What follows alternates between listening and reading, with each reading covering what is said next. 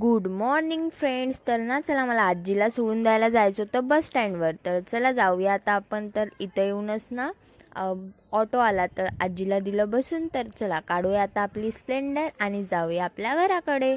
तर घरी येऊनच ठरलं की चला शेगावला जायचं आहे.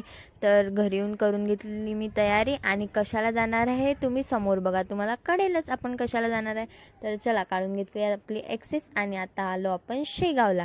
तर ना शेगावला येऊनच ना माझ्या फ्रेंडचा मी वेट करत होती. तर ती तर काही वेळेवर येतच नाही. तर चला बघूया आता कधी येणार आहे. तर बघा गाईस ती आली आता. तर तुम्हाला बघा दिसतच असेल. तर चला घेऊन जायचं आहे आता आपल्याला लोकेशनवर. तर चला पोचलो आता आपण आपल्या लोकेशनवर. आपण आलो आहे देवीचा शूट करायला. फ्रेंड्स तुम्ही माझ्या बॅक साईडला बघू शकता, काही देवींना साज चढवणं चालू आहे तर काही देवींना नऊवारी पण नेसवणं चालू आहे. तर बघू शकता किती छान छान देव्या सजवल्या आहे त्यांनी. तर बघा काही देवी थोडंफार बाकी आहे तर ते आपल्याला उद्यापर्यंत कंप्लीट झालेलं दिसेलच. तर बघा किती छान छान सजवणं चालू आहेत. आणि चला आता आपल्याला जायचं आहे इथून नेक्स्ट लोकेशनवर. तर ना त्या देव्या पण तुम्ही बघून घ्या आता. तर चला आता आपण पोचलो आहे आपल्या नेक्स्ट लोकेशनला. इथं बघा किती मोठ्या मोठ्या मूर्ती आहेत. तर बघा किती छान छान सजवलेलं आहे. लालबागची देवी आहे ही आणि ही विशाल देवी आहे. तर बघा किती छान छान देव्या सजवलेल्या आहे आणि किती सुंदर दिसत आहेत.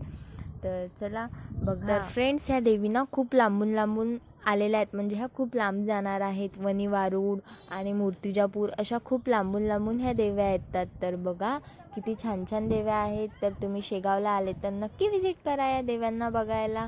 तर पूर्ण शेगावच्या देव्या तुम्हाला नेक्स्ट ब्लॉगमध्ये दिसतीलच. तर चला आपण झालं आता देवी बघून आणि नंतर आपण आलो भरका देवीवर. तर माझ्या फ्रेंडच्या हाताला बघा काय लावून घेतलं तिने. तर चला म्हटलं बदाम शेक विथ आईस्क्रीम पिऊया. तर चला पिऊया म्हटलं. आणि बघा वातावरण किती छान झालं होतं, हवा सुटत होती, पाऊस पण येणार होता वाटते. तर काय पाऊस थोडाफार आला आणि नंतर बंद झाला.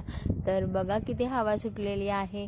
तर चला नंतर म्हटलं जाऊया आता आपण घराकडे. तर बघा हे मंडप आज तुम्हाला खाली दिसत ते उद्या तुम्हाला भरलेले दिसतील. तर झेरॉक्स काढून झाला आणि निघूया आता आपण घराकडे जायला.